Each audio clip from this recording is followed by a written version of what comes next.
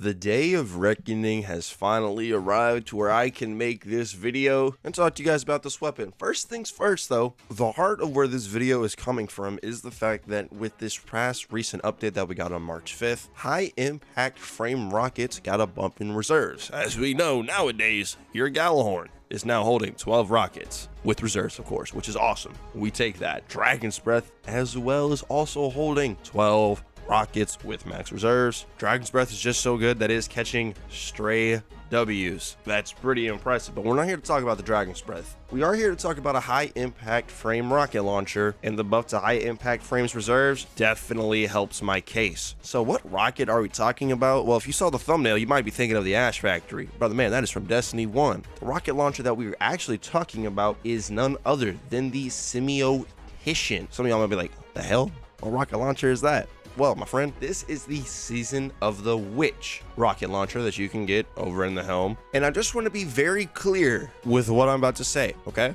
In no way or form am I recommending that you use this weapon for boss DPS at all. Even with the 2 extra rockets in the reserves, I still would not recommend that you try and go use this bad boy for boss DPS. If you're going to use rockets for boss DPS, your adaptives and aggressives are still going to be the way to go. And if you want higher total damage, this day and age, you're better off rolling with the cataphract, as heavy GLs just have that fat juicer mag and that fat juicy reserves. The main use for this rocket launcher is the fact that it is an absolute Grandmaster Nightfall demon. It is an absolute beast from the east. The reason why this weapon is so darn impressive inside of GMs is due to the fact that it did get the buff. But if you look at its perk pool, just real quick, I'll just tell you the role that I have crafted on mine, the one that you're seeing in the background gameplay. It has field prep in column 3 and then bipod in column 4. That's right, we have a rocket launcher that got not only the reserve buff to rockets because it's a high impact, and has field prep to give you increased ammo, and then of course we have bipod to give you even more ammo. And this is very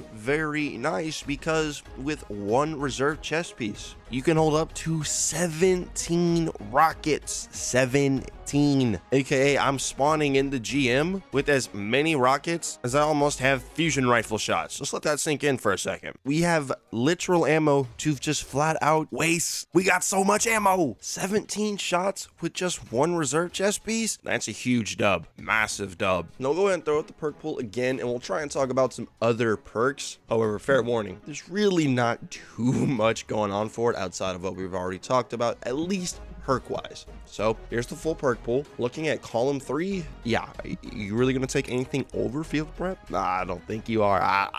I think you capped out on me. You ain't take it. What you gonna take? You gonna take full spring? You gonna take keep away? You gonna take stats for all? You take it field prep. Let's be real here. Okay. All right. Now in the 4th column, this is where there's, actually some competition. You could at least make the argument. For example, hatchling fucking sucks on a rocket. I'm kidding. Y'all thought I was gonna recommend hatchling on a rocket launcher? Oh, y'all crazy. I know I'm a bit of a goon, but I ain't that much of a goon. The only 3 perks you would ever consider putting on this rocket would of course be Frenzy, Bipod, and Explosive Light. Now, of course, like I said earlier, since I'm not recommending you ever use this rocket for an actual damage phase, I'm not gonna recommend Explosive Light or Frenzy. However, it's not going to be bad with a damage perk, you know what I mean? I just went ahead and crafted this weapon with the full intent of it being a GM only rocket. And let me just say, I don't mean to toot my own horn or, pat myself on the back here, but I did craft this weapon with this role back in September. Just saying, I was ahead of the game. I was ahead of the curve with this one, y'all. Crafted this weapon 6 months ago, and I'm finally getting some value out of it. I love that feeling. Although, to be fair, there's not really any other role that you would craft on this weapon, at least in my opinion. And I really wanted to make a video on this rocket launcher when it came out, but I really just didn't feel like the time was right, and there was really a need to, mainly due to the fact that, yeah, it had the GM role at the time, but even myself at the moment was still just going to focus on using something like an Apex Predator with bipod inside of a GM. However, now, since High Impact got their reserve buffs, it actually adds some value to this rocket launcher, and being able to hold the max of 17 rockets with only 1 reserve mod on your chest piece allows for you to have a lot of room to just dump your rockets. Me and my buddy Llama were running some GMs the other day. Shout out to Llama, by the way. If you haven't checked out his channel, you totally should. My heavy. My heavy. Oh, you got it, I think. You were first. Oh man, 6 rockets per chill. Oh no! Oh shit. Here, you can finish making. No!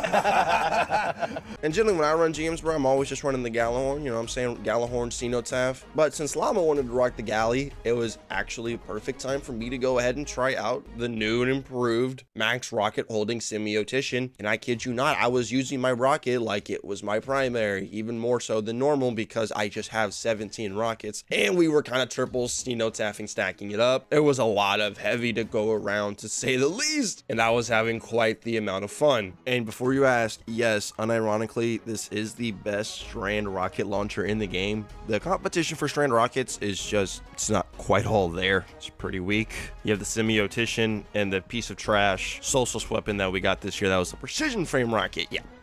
In the trash can you go. Something I do want to mention is that this is not the only high impact rocket that can roll with this exact roll, field prep, and bipod. There is another high impact rocket that can do just that. Some of y'all might laugh at me when I say this weapon's name, but I'm actually talking about the Tech Osprey. They reprised this weapon back in Season of the Deep, but because of it being a high impact frame, people naturally just weren't really taking it that seriously. Especially if you look at the Braytech's perk pool, you'll see there really wasn't hardly anything for people to go for. However, now after this most recent update, the field prep and bipod roll might be appealing to you. Just know that if you are going to try and get yourself the field prep bipod Braytech Osprey, instead of just getting the semiotician pattern, you're going to be farming some nightfalls because this is a nightfall weapon. So you're going to need a little bit of RNG to go your way. And this is also a void rocket launcher. Really weird how both the void and the strand rockets really only fill the bipod rocket role, as none of the other ones are actually good for boss DPS. However, we still like to find a need and a use for certain weapons in the game. And a Braytech Osprey with field prep and bipod could definitely be pretty good. Just keep in mind, the semiotician you can get the pattern for, and you can craft enhanced perks on the semiotician, where you cannot do that with the Braytech Osprey. Just some food for thought. If you had to ask me where would I put the semiotician in the rocket tier list, to be honest with you, S+ for GMs, B- for everything else, okay? So I strongly recommend that you go field prep and bipod for this high impact rocket. Really get the most bang for your buck out of those reserve increases, and just make sure your Gallahorn player shooting their G-horn here and there so you can just dump those rockets. It'll make running GM so chill, easy, as if your primary is just a rocket launcher. Everything is going to be all right. But those are just my 2 cents on high impact frame rockets, especially ones with this roll. Let me know your thoughts and opinions down below on the semiotician, along with legendary high impact rockets in general. We know Dragon's Breath is a beast. Gallahorn's a support weapon. Remember guys, if you ever want to get your games and those games DLC for a cheaper price, you make sure to head over to Instant Gaming, the top link in the description, along with their free monthly game giveaway that they do every single month. If you enjoyed the video, consider dropping a dislike on it, or a like, whatever. You guys all be safe, take care, consider subscribing. We'll see your beautiful faces in the next one. Adios.